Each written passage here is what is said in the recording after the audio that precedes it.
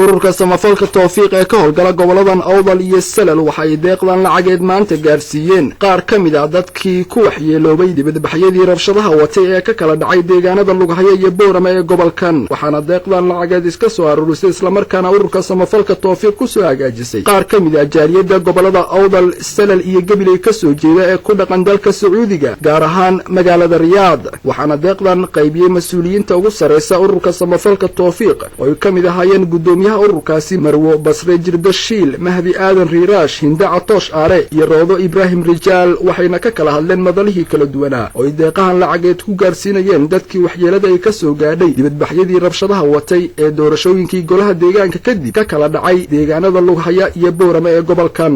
inankayga Cabdirasaaq oo kamid ah dhalinyartii ku dhaawacantay maalintii qalalaasaha mudaharaadku ka dhacay magaalada Boorama runtii dhaawac weyn ayaa ka soo gaaray lugtaas midigta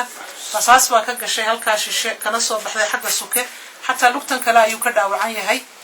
waxaana soo gaadhay jaaliyada hablaha Sacuudi Arabiya loo walaalahaya oo nooga soo diray maanta hadaan hay anagu ururka tawfiiq $860 runtii waxay nagu amreen inaan u qaybino dadkii dhaawacii oo dhan waxaan ugu kala badinay lacagta runtii sidii dhaawacu dadka u kala darnaa inankayga Cabdirasaaq imika waxa soo gaarsiinay $100 waxaan leenahay naga gudoom hooyo waxaan la joognaa maanta walaalkay Mahdi Maxamed Ali oo ku dhaawacmay mudaharaadkii magaalada Boorama ka dhacay dhawaan oo ah dadka ugu dhaawaca xun magaalada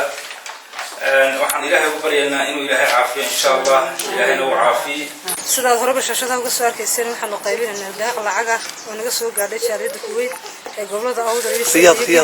Riyaad ee Awdal iyo Salal iyo Gabiley marka waxaan la joognaa iminka aabo ay kaga geeriyootay